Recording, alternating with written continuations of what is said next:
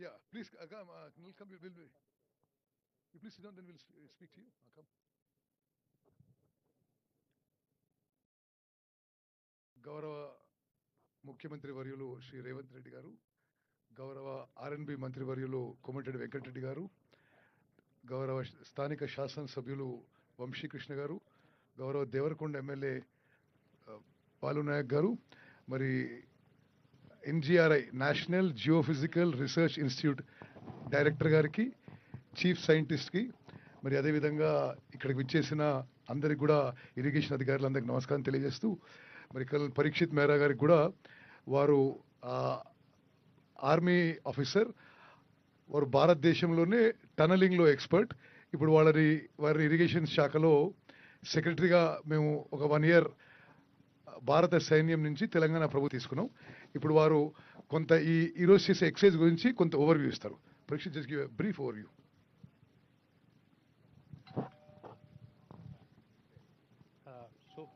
हम लोग सब इकट्ठे हुए हैं आज ये एक एरियल इलेक्ट्रोमैग्नेटिक सर्वे शुरू करने के लिए. एज सर आप सब लोग को पता है कि हमारा अबाउट 9.8 किलोमीटर टनल बैलेंस है. उस 9.8 किलोमीटर्स की टनल की डीप मैपिंग करने के लिए ये बेस्ट टेक्नोलॉजी वर्ल्ड में अवेलेबल है. ये थोड़े साल पहले तक अवेलेबल नहीं थी, अब हमारे पास अवेलेबल है इंडिया में. इसलिए हम इस हेलीकॉप्टर के नीचे एक लूप जो आप सामने देख रहे हैं उसको फ्लाई करके उस लूप से हम एक करंट अंदर भेज के अर्थ के अंदर और उसकी रिफ्लेक्टेंस या डीके उस करंट का देख के 500 to 600 metres up to 800 metres depth में रॉक की क्या क्वालिटी है, कहीं पे कोई वाटर पॉकेट्स हैं, कोई जोन्स ऑफ वीकनेस है, तो उसको हम मैप करेंगे, ताकि जब हम अब बैलेंस काम करने जा रहे हैं, जो अभी हमको अप्रूवल मिला है thankfully state of Telangana cabinet से भी, उस बैलेंस काम के लिए हमारे पास अच्छा साइंटिफिक डेटा हो, जिससे हम सेफ्टी से और सस्टेनेबिलिटी से इस काम को कंप्लीट कर सकें. ये टेक्नोलॉजी वीटेम टेक्नोलॉजी एक कनेडियन इक्विपमेंट है. इससे पहले ज़्यादा काम स्काईटम पे होता था, वो इतना अच्छा इक्विपमेंट नहीं है. तो ये बेस्ट इक्विपमेंट अवेलेबल है टुडे अक्रॉस द वर्ल्ड इस टाइप का काम करने के लिए, जिससे हम ये कर रहे हैं. एंड ये जो टनल है, ये टनल वर्ल्ड में 2 एंड से बनने वाला सबसे लंबा टनल होगा. 44 किलोमीटर लेंथ का कोई भी टनल 2 एंड से कहीं नहीं बना बिना इंटरमीडिएट एक्सेस. तो ये टनल खत्म अगर हम करेंगे तो for state of Telangana and for India it will be a matter of great pride. हम सब के लिए it be a matter of great pride that हम ये काम कर पाएंगे. बहुत चैलेंजिंग है, बट जो इम्पटस और एफर्ट अभी गवर्नमेंट की वजह की तरफ से, साइंटिफिक बॉडीज़ की तरफ से है, वी आर कॉन्फिडेंट कि हम इसको सस्टेनेबली ख़त्म कर पाएंगे. Thank you. ఇప్పుడు నేను national geophysical research institute of India కేంద్ర ప్రభుత్వ సంస్థ డైరెక్టర్ ప్రకాష్ గారిని 2 నిమిషాలు మాట్లాడుకుంటున్నాను. ఆనరబుల్ సీఎం గారు, ఆనరబుల్ ఇరిగేషన్ మినిస్టర్ గారు, thank you very much, sir, for coming here for inauguration of this experiment, Heliborne survey. And actually, I'm very happy that state government has really taking interest for the scientific body, scientific investigation for this type of study. It is actually very much important. And I am from National Geophysical Research Institute. This is CSIR Institute. And our service is for the nation. This is our home state. So our service is already there. We have been working here in number of geotechnical works. And Parshid Saab has recently just now told about the experiment. This will be a very unique and very important study for this type of this tunneling work and this mineral exploration, groundwater exploration, all these things. So my again thanks to state government, to CM Garu, that he has taken care, personal I think interest he has taken, and he has supported a lot for this type of work. And I think this, at the end of the experiment, we will come up with a very good result, and we'll generate a 3D volume of this area, which will be very useful for this type of excavation. Thank you very much. Thank you very much, sir. I now request Colonel Nahal. He's doing the actual airborne survey. You can just tell us very briefly what height you'll be flying it, how do you record it, how many days you take. Very good afternoon, Honorable CM Saab and other ministers. We got this opportunity to do a similar work with Colonel Parikshit under the Brahmaputra River. There was a tunnel which got stuck and they did not know what kind of rock material is there. The results of that, I've been told, are very successful, and I'll be more than happy We are from Himalayan Heli Services, one of the pioneering helicopter companies in India to do aerial work. And I am ex-Army, 21 years in the Army, and since 2007 I'm flying in the civil, 5 more years to go. So I'm very happy that a work which has been stuck for so long, at least somebody has come up with the initiative to finish it off. And on the other hand, I too flew today. There's so much of water and such a beautiful area, sir. And when all that comes here, so it will be a great for state of Telangana. Thank you very much. As far as the aircraft is concerned, it is a very low level exercise and it is all by judgment. It is not that I'm a great pilot. I've been trained so much by foreigners and all. We have done 500 hours of co-pilot with foreign pilots initially, and then only we have shifted to this. As far as the data is concerned, I got nothing to do with data recording. I'm given a screen in which I have to keep the aircraft from 200 feet lowest to 280 feet, and the equipment flies at about 150 feet on the ground. So I'm given a straight line from ground. These are the lines that you have to fly. I fly them and come back, then the scientists check the data. If they want to repeat a line, then they send me again. Otherwise, this is how we fly. Thank you very much. Thank you colonel. నేను ఈ project గురించి కొన్ని విషయాలు చెప్పిన తర్వాత గౌరవ ముఖ్యమంత్రి గారు దాని ముందు ఆర్ఎండ్బి మంత్రి గారు మాట్లాడతారు. ఓకే, ఎమ్మెల్యే వంశీకృష్ణ గారు మాట్లాడతారు. ముందుగా గౌరవ ముఖ్యమంత్రి గారు పెద్దలు నల్లమల్ల ముద్దుబిడ్డ పెద్దలు రేవంత్ రెడ్డి గారికి, అదేవిధంగా ఇరిగేషన్ మంత్రివర్యులు పెద్దలు ఉత్తమ్ కుమార్ రెడ్డి గారికి, ఆర్ఎండ్బి మంత్రివర్యులు పెద్దలు కోమారెడ్డి వెంకరెడ్డి గారికి, నా శాస్త్ర ఎమ్మెల్యే గారు అయినటువంటి బాలునాయక్ గారికి అందరికీ స్వాగతం సుస్వాగతం తెలియజేస్తూ, మరి ఈ ప్రాంతం అంతా కూడా మరి వాటర్ అంటే ఇరిగేషన్, అదేవిధంగా ఫ్లోరైడ్ బాధితుల కోసం నీరు తీసుకుపోవడం జరుగుతూ ఉంది. అన్నిటికీ మించిన గౌరవ ముఖ్యమంత్రి గారికి ఒక చిన్న రిక్వెస్ట్ ఏమిటంటే సార్, ఈ నల్లమల ఏరియా మీకు అనుమానంగా తెలుసు. ఈ మధ్యలో కురిచినటువంటి భారీ వర్షాలకు ఈ ఎస్పెషల్లీ అచ్చంపేటలో సార్ దాదాపుగా 42 సెంటీమీటర్స్ వర్షం వచ్చింది. దానికి చాలా చోట్ల డ్యామేజ్ అయినాయి. అన్నిటికి మించి ఇక్కడ ఈ నక్కలగండి రిజర్వాయర్లో 2 తండాలు సబ్మర్జ్ అవుతా ఉన్నాయి సార్. ఒకటి మాలపాడు తండ, ఇంకోటి కేశ తండ. ఈ మాలపాడు తండ, కేశ తండ గత గవర్నమెంట్లో 2017లోనే R&R ప్యాకేజీ అనౌన్స్ చేయడం జరిగింది. మరి ఆ గవర్నమెంట్ పూర్తి స్థాయిలో మర్చిపోయింది. సరే, ఏది ఏమన్నా మన గవర్నమెంట్ ప్రజాప్రభుత్వం కాబట్టి మీ మీద అపారమైనటువంటి నమ్మకం ఉన్నది ప్రజలు కాబట్టి దయచేసి ఒకటి ఈ మాలపాడు తండ అండ్ కేచ తండ R&R ప్యాకేజీని వెంటనే చేపట్టాలని మిమ్మల్ని రిక్వెస్ట్ చేస్తా ఉన్నాను సార్. అదేవిధంగా మొన్న కురిచిన వర్షాలకు మాలపాడు తండ పూర్తి స్థాయిలో సబ్మర్జ్ అయిపోయింది, మునిగిపోయింది.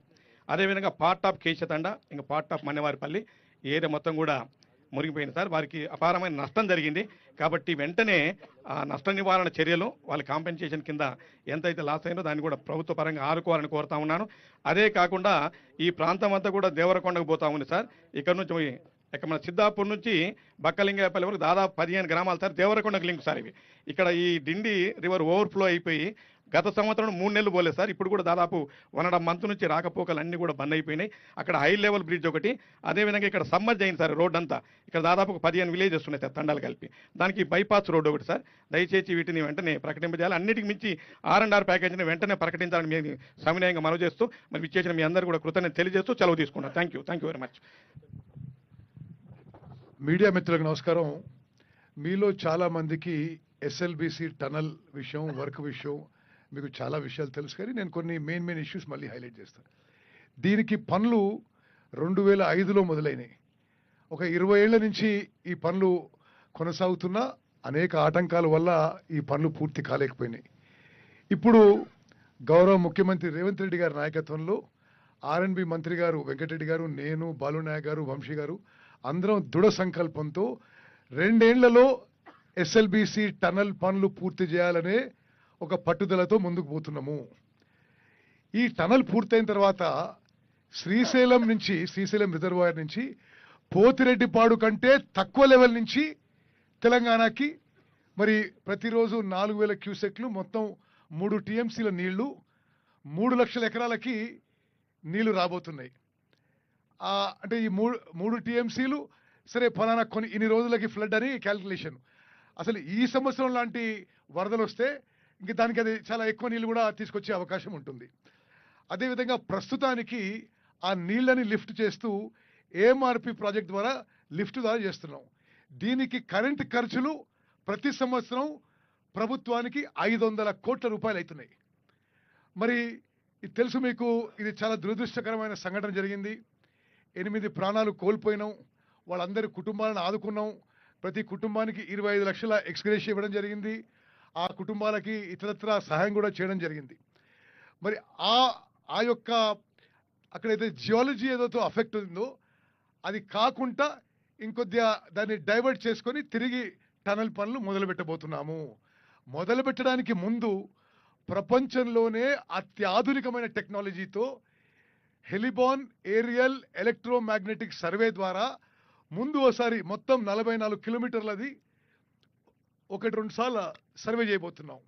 అంటే ఈరోజు మొదలు పెట్టుకుని 3 రోజుల పాటు ఈ హెలికాప్టర్ సర్వే చేస్తారు. దాని ద్వారా భూమి నుంచి ఒక 800 నుంచి 1000 మీటర్ల కింది వరకు ఆ జియాలజీ స్ట్రక్చర్ ఎట్లుంది, ఎక్కడన్నా వాటర్ బాడీస్ ఉన్నాయా, ఎక్కడన్నా మినరల్స్ ఉన్నాయా, ఎక్కడన్నా ఫాల్ట్ లైన్స్ ఉన్నాయా అని స్పష్టంగా అది పిక్చర్ ఇమేజ్ అవుతుంది. భారతదేశంలో ఏ ఇరిగేషన్ ప్రాజెక్ట్ కానీ ఒక నార్మల్ వర్క్ కానీ ఇది ఈ ఏరియల్ ఎలక్ట్రోమాగ్నెటిక్ సర్వే ఎప్పుడు ఉపయోగించలేదు. ఇది కెనేడియన్ ఎక్విప్మెంటు. ప్రత్యేకంగా మరి మన ప్రభుత్వం ఈ టనల్ పూర్తి చేయాలనే పట్టుదలతో ముందు ఈ ఏరియల్ ఎలక్ట్రోమాగ్నెటిక్ సర్వే చేసుకొని ఆ తర్వాత మరి ఆ టనలింగ్ వర్క్ కూడా మరి ప్రపంచంలోనే అత్యాధునిక మెథడ్స్, అడ్వాన్స్ టనలింగ్ మెథడ్స్తోని పనులు పునఃప్రారంభించబోతున్నాము. మరి ఇప్పుడు ఈ ఎస్ఎల్బిసి టనల్కి మంజూరైన అమౌంట్ 4,600 కోట్లు. దానిలోపే మరి ఈ హెలిబాన్ ఏరియల్ మ్యాగ్నెటిక్ సర్వే కానీ మళ్ళీ పనులు పునఃప్రారంభం కానీ ఆ తర్వాత పూర్తి చేయడం కానీ ఇప్పుడు శాంక్షన్ అయిన అమౌంట్ లోపే చేయబోతున్నాం. అదేవిధంగా ఈ సర్వే కోసం మరి అదేవిధంగా టనల్ కొలాప్స్ అయిపోయినప్పుడు మేము ఏమనుకున్నామంటే ముఖ్యమంత్రి గారు మేము ఆలోచన చేసి భారతదేశంలోనే ఈ టనలింగ్ మెథడ్స్లో ఎవరు ఎక్కువ నైపుణ్యం ఉన్నవాళ్ళు, సరే ఇండియన్ ఆర్మీ బార్డర్లో చాలా టనల్స్ తవ్వుతారు, చాలా క్లిష్టమైన పరిస్థితుల్లో వాళ్ళు టనల్స్ తవ్వడం జరుగుతుంది. వాళ్ళు ఇప్పుడు బ్రహ్మపుత్ర నది కింద ఒక టనల్ తవ్వుతున్నారు. రోహతాంగ్ పాస్లో ఒక టనల్ ఈ మధ్యనే మరి ఇండియన్ ఆర్మీ చేసిండ్రు. వాళ్ళ అనుభవం దృష్టిలో పెట్టుకొని భారత సైన్యానికి ఇంజనీర్ ఇన్ చీఫ్ అయిన జనరల్ హర్పాల్ సింగ్ వారిని ప్రభుత్వానికి సలహాదారుగా తీసుకున్నాం. అదేవిధంగా కర్నల్ పరీక్షిత్ మేరా మీరు చూసినప్పుడు ఆయన ఇండియన్ ఆర్మీలో పనిచేసే ఆఫీసరు. ఆయన రెప్యుటేషన్ మేరకు భారతదేశంలో అన్ని మేజర్ టనల్స్లో ఆ కన్స్ట్రక్షన్లో ఇన్వాల్వ్డ్. అదే కాకుండా ఆయన ప్రపంచవ్యాప్తంగా కూడా మరి టనలింగ్ విషయంలో, టనలింగ్ టెక్నాలజీ విషయంలో, టనలింగ్ టెస్టింగ్ విషయంలో అతను మరి చాలా పేరు ప్రఖ్యాతలు గాంచిన ఆర్మీ ఆఫీసర్. వారిని తెలంగాణ ప్రభుత్వంలోకి డెప్యుటేషన్ మీద తీసుకొని ఈ టనల్ పనులు వారి ఆధ్వర్యంలో చేస్తున్న విషయం కూడా నేను మనం చేస్తున్నాను. ఈరోజు మరి ఎస్ఎల్బిసి టనల్ విషయంలో ఎంత మేము ఇంట్రెస్ట్ తీసుకుంటున్నాం, శ్రద్ధ చూసుకుంటున్నాం, ఎంత దృఢ సంకల్పంతో అంటే ముఖ్యమంత్రి గారి ఎంత బిజీ షెడ్యూల్ అయినా ఈ యొక్క హెలిబాన్ ఏరియల్ ఎలక్ట్రోమాగ్నెటిక్ సర్వే ప్రారంభానికి స్వయంగా వారు వచ్చినందుకు వారికి నేను మనస్ఫూర్తిగా ధన్యవాదాలు తెలియజేస్తున్నా. అదేవిధంగా వెంకటరెడ్డి గారు నా సహచరుడు, మంచి మిత్రుడు. ఈ టనల్ పనులు ఎప్పుడు 20 ఏళ్ల క్రితం మంజూరైనప్పటి నుంచి ఈ ఎస్ఎల్బిసి టనల్ పనుల విషయంలో చాలా ఆసక్తితో వాళ్ళు ఇది ఫాలోఅప్ చేస్తున్నారు. వారు కూడా ఈ టనల్ పూర్తి కావాలని చాలా పట్టుదలతో ఉన్నాడు. ఇప్పుడు నేను వెంకటరెడ్డి గారిని మరి సంక్షిప్తంగా మాట్లాడని కోరుతున్నా. వెదర్ డిటరేట్ అవుతుంది కాబట్టి మనం తొందరగా ముగించుకొని విల్ మూవ్ ఆన్. గౌరవనీయులు మన ప్రియతమ ముఖ్యమంత్రి గారికి మనస్ఫూర్తిగా పెదవుల నుంచి కాకుండా గుండెలలో నుంచి చెప్తున్నాం. ప్రభుత్వం వచ్చిన తర్వాత తనే నీ ఎస్ఎల్బిసి టనల్ ప్రాజెక్టు నల్గొండ జిల్లా ఫ్లోరైడ్ పూత నుంచి రక్షించే ప్రాజెక్టు, అది ఎప్పుడు నువ్వు మాట్లాడతావు 10 ఏళ్ళకెళ్ళి. దాంతోపాటు బ్రాహ్మణవెల్లి ఉన్న ప్రాజెక్టు అది 80% పూర్తయింది. దాని గురించి మాట్లాడతావు. ఏమడే మీ జిల్లా మంత్రి, ఇరిగేషన్ మంత్రి పెద్దలు గౌరవ ఉత్తమ్ కుమార్ రెడ్డి గారు ఉన్నారు. మీరు వెంటనే పూర్తి చేసుకోండి అని చెప్పి మనం ఎప్పుడు చెప్తాం. అమ్మాయినా అడగనే అన్నం పెట్టదని. నేను అడగలే వారిని, కొద్దిగా సెట్ అయినా అడుగుదాం ఎస్ఎల్బిసి గురించి అని. కానీ గౌరవ ముఖ్యమంత్రి గారే ఆయన పిసిసి ప్రెసిడెంట్గా, అంతకుముందు ప్రతిపక్ష నాయకునిగా మేము మాట్లాడేది కానీ అతనికి సొంతంగా దీని మీద ఉన్న నల్గొండ జిల్లా ఫ్లోరైడ్ సమస్య వారికి తెలుసు కాబట్టి వారు వెంటనే ఎంత ఖర్చైనా సరే ఈ ప్రాజెక్టు పూర్తి చేయాలని చెప్పి ఇరిగేషన్ శాఖ మంత్రి గారికి మాకు చెప్పి ఈరోజు పనులు మొదలు పెట్టించినాం. నన్ను అమెరికా కూడా పంపించి అక్కడికి వెళ్ళి బేరింగ్ కూడా త్వరగా ఏర్పాటు చేసి అమెరికా బేరింగ్ కూడా వాళ్ళకి కట్టవలసిన డబ్బులు కట్టి దాన్ని కూడా బేరింగ్ తీసుకురావడం. ఇక్కడ 18 మీటర్ల పని కూడా ఇటు సైడ్కి వెళ్ళి నన్ను వనకెళ్ళి స్టార్ట్ అయింది. కానీ ఎవరు ఏడుపుగొండి వారు ఉన్నారో ఎవరున్నారో అప్పటికే 70% పూర్తయిన ప్రాజెక్టుని 10 ఏళ్ళు పక్కన పెట్టి మొత్తం ఏదో ప్రపంచ వింతల్లాగా కాళేశ్వరం లాంటి ప్రాజెక్టు కట్టడం అయిపోయింది, కూలిపోయి అయిపోయింది. దీని జోలికి రాక ఇది ఎంత ప్రాజెక్ట్ అంటే డెడ్ స్టోరేజ్కి వెళ్ళి ఆ రోజు నేను చెప్పిన 820 లెవెల్కి వెళ్ళి పెట్టాలి, మాకు పోతిరెడ్డిపాడు మీరు నీళ్ళు తీసుకోబోతున్నారని చెప్పి డిజైన్లో కూడా ఆ రోజు నేను దగ్గర ఉండి మాకు శాశ్వత పరిష్కారం ఇది బ్రిజేష్ ట్రిబ్యునల్ మనకు అవార్డు 37 అలాట్ చేసిన వాటర్ ఇది. రామారావు గారు తాత్కాలికంగా ఆ రోజు నర్రా రామారెడ్డి గారు కానీ ఇతర నాయకులు తాత్కాలికంగా ఏఆర్ఎంఆర్పి తాత్కాలికమే శాశ్వత పరిష్కారం, ఫ్లోరైడ్కు శాశ్వత పరిష్కారం, 3 లక్షల ఎకరాలకు శాశ్వత పరిష్కారం టనలే అని చెప్పి దాన్ని కూడా చేద్దామని చెప్పి ఆ రోజు రామారావు గారి నుంచి అంజయ్య గారు ముఖ్యమంత్రిగా ఉన్నప్పుడు కూడా ఆలోచన వచ్చింది. కానీ 2004లో రాజశేఖర రెడ్డి గారు రాగానే జలయజ్ఞంలో భాగంగా రాష్ట్రం మొత్తం చేపట్టినప్పుడు ఇది అవుతుందా కాదా అని ఆలోచనలో రాజశేఖర రెడ్డి గారు ఉన్నప్పుడు నార్కట్పల్లికి పల్లెపాటలో మొట్టమొదటిసారి ముఖ్యమంత్రిగా వారు వచ్చినప్పుడు నేను ఒకటే చెప్పిన, మీరు పులిచింతలకు మూడో పంటకు నీళ్ళు ఇస్తున్నా మేమేం బాధ లేదు, కానీ మా కళ్ళ ముందు ఇవాళ మేము 30 ఏళ్ళకి 60 ఏళ్ళలాగా కనబడుతున్నాం. స్వామి అనే వ్యక్తిని మేము చూసిన ప్రైమ్ మినిస్టర్ గారు తీసుకుపోయి టేబుల్ మీద పండబెట్టాను. అంశాల స్వామి చనిపోయిండు, తుచ్చాల సత్యనారాయణ గారు తీసుకుపోయాను. నేను మొదటిసారి ఎమ్మెల్యే ఉన్నప్పుడు 11 రోజులు నిరాహారదీక్ష చేసినాం. అప్పుడు చంద్రబాబు నాయుడు గారు దాని మీద కొన్ని పైపులు వేసి దాన్ని శాశ్వత పరిష్కారం ఎస్ఎల్బిసి అని అందరికీ తెలుస్తుంది. ఎందుకంటే మనకి ఎప్పుడు గ్రావిటీతో నీళ్ళు వస్తుంటే రాను 10 ఏళ్ళ తర్వాత మనం కూడా అందరిలోకి అయిపోతాం. ప్రపంచంలో కంటే ఎక్కువ 12 ppm పార్ట్స్ పర్ మిలియన్, మనం 2 పార్ట్స్ పర్ మిలియన్ కంటే ఎక్కువ నీళ్ళు ఉంటే తాగడానికి వీల్లేదు. ఎంత ఫిల్టర్ చేసినా మిషన్ భగీరథతో ఇవాళ బాలనాయక్ గారు ఎప్పుడు అడుగుతుంటే నేను దేవరకొండలో ఎక్కడ కూడా మిషన్ భగీరథ నీళ్ళు వస్తలేవు. రాష్ట్రం మొత్తం 46,000 కోట్లు ఖర్చు పెట్టాం. కానీ ఇదే ప్రాజెక్టు ఆ రోజు ఒక 1,000-2,000 కోట్లు అదనంగా ఇచ్చి ఈ ముఖ్యమంత్రి గారి లాగా చర్యలు తీసుకుంటే ఎప్పుడో అయిపోయేది. ఇవాళ మాకు సంవత్సరానికి 500 కోట్ల కరెంటు బిల్లు మిగిలేది. నాకు నిజంగా నా జీవితం ధన్యమైనట్టే అనిపిస్తుంది. ముఖ్యమంత్రి గారి నాయకత్వంలో ఇదే జిల్లాకు ఇరిగేషన్ మంత్రిగా ఉండడం, వారు ఎప్పుడు చూసినా దీని గురించి ఆలోచిస్తూ మీరు చూసి 2 నెలల్లో ఒక 20-30 సార్లు ఈ ప్రాజెక్టు గురించి రివ్యూ చేసినంటే మామూలు విషయం కాదు. ఒక ముఖ్యమంత్రిగా ఎన్నో సమస్యలు ఉంటాయి. దీనికి తోడు పైకెళ్ళి మాకు 1 కోటి మంది వడిదాలు వదిలిపెట్టే స్వచ్ఛమైన తెలంగాణ నది, తెలంగాణలో పుట్టి తెలంగాణలోనే కలిసిపోయే మూసీ నది వికారాబాద్ అనంతగిరి కొండల్లో వచ్చి నేరేడు జిల్లాలో కృష్ణాలో కలిసిపోతుంది. ఒకప్పుడు అది తాగునీరు 1,50,000 ఎకరాలకు సాగునీరు ఇచ్చే ప్రాజెక్టు. అది రాజున ఆ ఇండస్ట్రీస్ వేస్టేజ్ కానీ ఎస్టీపీ లేక ఇవాళ నల్గొండలో కిందికెళ్ళి ఆ బాధ, పైకెళ్ళి మూసి బాధతో బాధపడుతుంటే దానికి కూడా ఎంత ఖర్చు అయినా సరే చేస్తామంటే దాని మీద కూడా పని లేని వాళ్ళు, పనికిరాని వాళ్ళు 10 ఏళ్ళు పాలించి కనీసం పేదవాని ఆరోగ్యం గురించి పట్టించుకోలేదు, పేదవాడు తినడానికి సంబంధించిన రేషన్ కార్డు పట్టించుకొని పనికిరాని వాళ్ళు ఇవాళ మా ముఖ్యమంత్రి గారు చూసి మేము గర్వపడుతున్నాం. ఎందుకంటే మూసి ఇవాళ నిజంగా నల్గొండలో కొన్ని గ్రామాలలో పడుకోలేరు. ఆ పరిస్థితి మీ అందరికీ తెలుసు, మీరందరూ నల్గొండ జిల్లా వాస్తవులే. ఈ సందర్భంగా ముఖ్యమంత్రి గారు ప్రత్యేకంగా వారికి మా నల్గొండ జిల్లా 30 లక్షల మంది ప్రాణాలు కాపాడుతూ శాశ్వత పరిష్కారంగా ఈ సొరంగాన్ని పూర్తి చేయడానికి కంకణం కట్టుకున్నందుకు, ఎన్ని డబ్బులైనా ఇస్తానందుకు, దాంతోపాటు మా ఉత్తమ్ కుమార్ రెడ్డి గారు వారికి పరిచయం ఉన్న వాళ్ళ ఆర్మీకి గతంలో ఈఎన్సీగా ఉన్న పరీక్ష మైరా కానీ అందరితోని వారు కూడా వారానికి 2-3 సార్లు మాట్లాడుతారు. నిజంగా జిల్లా ప్రజల అదృష్టం, జిల్లా ప్రజలకు మరొకసారి ప్రాణం పోసినట్టే లెక్క. ఈ సందర్భంగా గౌరవ ముఖ్యమంత్రి గారికి ప్రత్యేకంగా ధన్యవాదాలు తెలియజేసుకుంటున్నాం.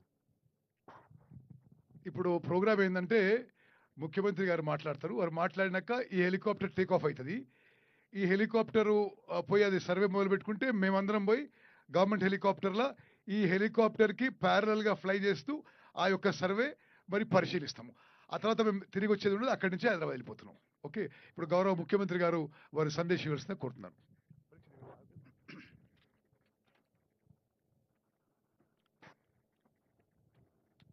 ఎస్ఎల్బిసి ప్రాజెక్టు యొక్క పనుల పురోగతిని సమీక్షించడానికి నాతో పాటు విచ్చేసిన సాగునీటి పారుదల శాఖ మంత్రివర్యులు ఉత్తమ్ కుమార్ రెడ్డి గారు, ఆర్ఎండ్బి శాఖ మంత్రివర్యులు మిత్రులు కోమటిరెడ్డి వెంకటరెడ్డి గారు, అచ్చంపేట శాసనసభ్యులు వంశీకృష్ణ గారు, దేవరకొండ శాసనసభ్యులు బాలు నాయక్ గారు, సాగునీటి పారుదల శాఖ అధికారులు, ఆర్మీకి సంబంధించిన అధికారులు, అదేవిధంగా సర్వే ఆఫ్ ఇండియాకి సంబంధించిన అధికారులు ఈ సమావేశంలో పాల్గొని ఈ ప్రాజెక్టును పూర్తి చేయడానికి తెలంగాణ రాష్ట్ర ప్రభుత్వం చేస్తున్న ప్రయత్నాలు, ఇందులో వస్తున్న అడ్డంకులను మీడియా మిత్రుల ద్వారా తెలంగాణ ప్రజలకు వివరించదలుచుకున్నాం.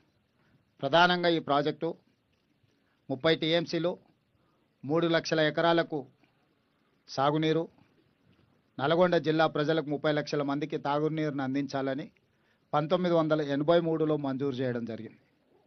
ఆ ప్రాజెక్టు పనులు కొనసాగుతూ ఈ లోపల ఎలిమినేటి మాధవరెడ్డి గారు చనిపోవడం, ఆ ప్రాజెక్టుకు మాధవరెడ్డి గారు పేరు పెట్టడం, ఆ తర్వాత తిరిగి మళ్ళీ 2004లో ఆనాడు UPA 1 doctor YS Rajasekhara Reddy గారి నేతృత్వంలో ఉమ్మడి రాష్ట్రంలో కాంగ్రెస్ ప్రభుత్వం ఏర్పడడం జరిగింది.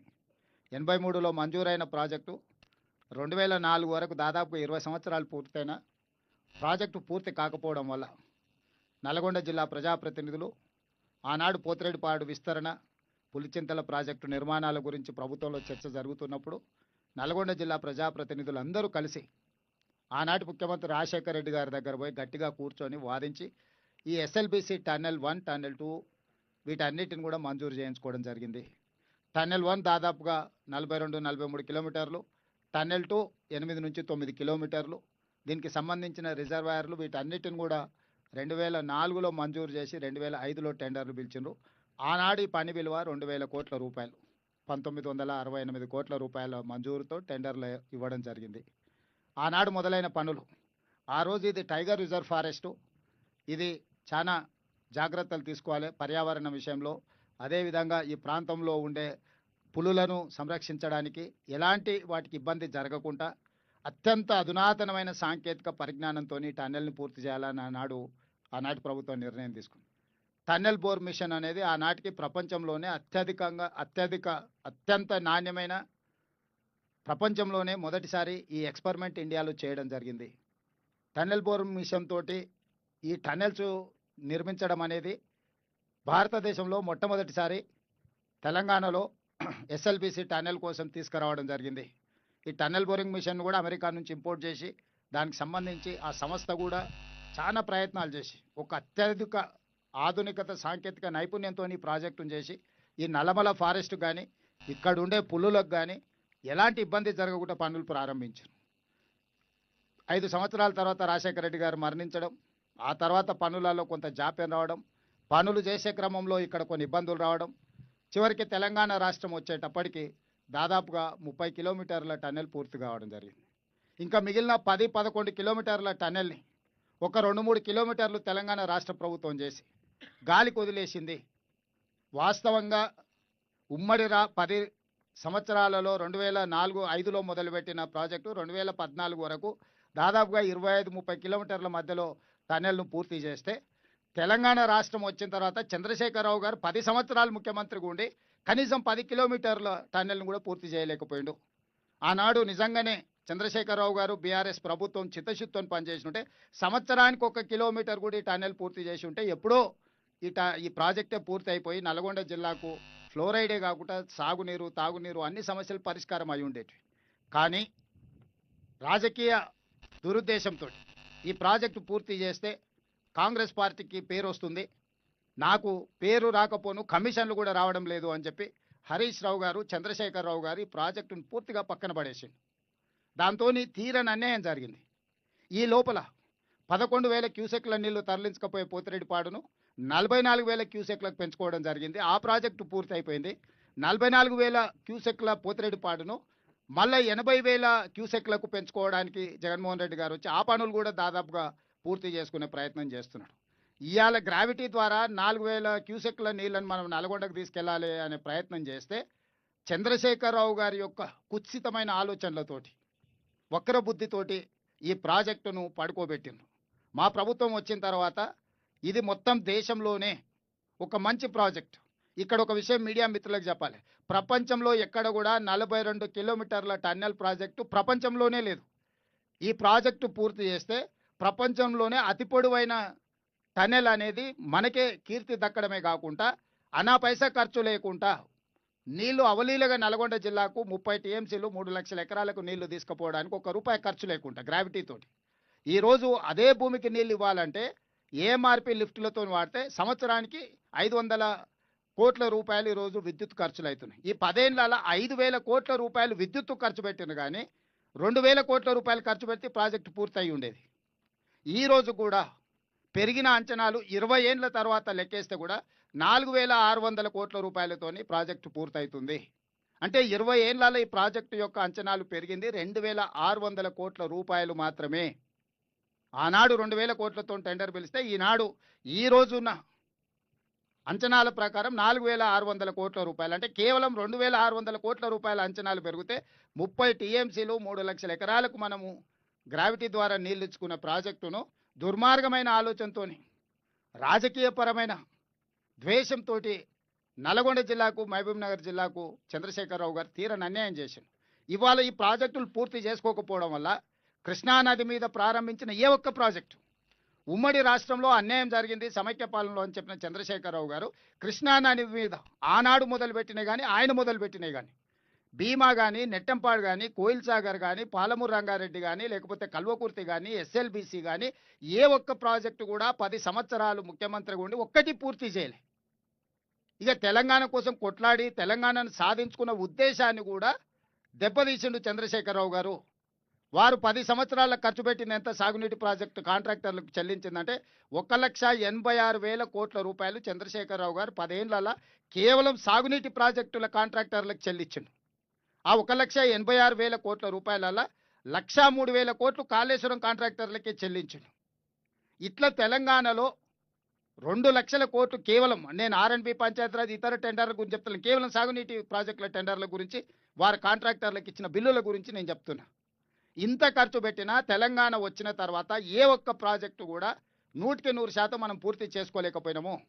ఆ పక్కల వెలుగోడు ప్రాజెక్టు కానీ ఇతర ప్రాజెక్టులు కానీ అవతల వాళ్ళు వేగంగా కంప్లీట్ చేసుకోవడం, ముచ్చుమారి కానీ ఇట్లా ప్రతి ప్రాజెక్టు చివరికి రాయలసీమ లిఫ్ట్ పేరు మీద మళ్ళొక దాదాపుగా రోజుకు 10 టీఎంసీల నీళ్లు తరలించడానికి అవతల ప్రణాళికలు వేసుకొని నీళ్లు తరలించకపోతున్నారు. దీనికి ప్రధానమైన కారణం ఏంది? కృష్ణానదిలో మన వాటా మనం వాడుకోకపోవడం వల్ల 811 టీఎంసీలు నికర జలాలలో చంద్రశేఖరరావు గారు స్వయంగా హరీష్ రావు గారు పోయి 512 టీఎంసీలు ఆంధ్రప్రదేశ్ తీసుకెళ్ళండి, కేవలం 299 టీఎంసీలు మాకు చాలని సంతకాలు పెట్టి వచ్చారు 10 సంవత్సరాలు. ఇలా ఉత్తమ్ కుమార్ రెడ్డి గారు మంత్రి అయినాక, నేను ముఖ్యమంత్రి అయినాక అన్ని దగ్గరలో మా అభ్యంతరాలు పెడితే వాళ్ళకు సుప్రీంకోర్టులో కూడా ఇదే వేసారు. ఆల్రెడీ తెలంగాణ ప్రభుత్వం 299 టీఎంసీలకు ఒప్పుకున్నది కాబట్టి కొత్త ట్రిబ్యునల్లో మీరు అదనంగా అడగడానికి మీకు అవకాశం లేదు, మీరు ఎట్లా అడుగుతారని ఈరోజు ఆంధ్రప్రదేశ్ వాదన తీసుకొచ్చింది. మేము చెప్పిన అతను తప్పుడు ఆలోచనలతోని దురుద్దేశంతో అవగాహన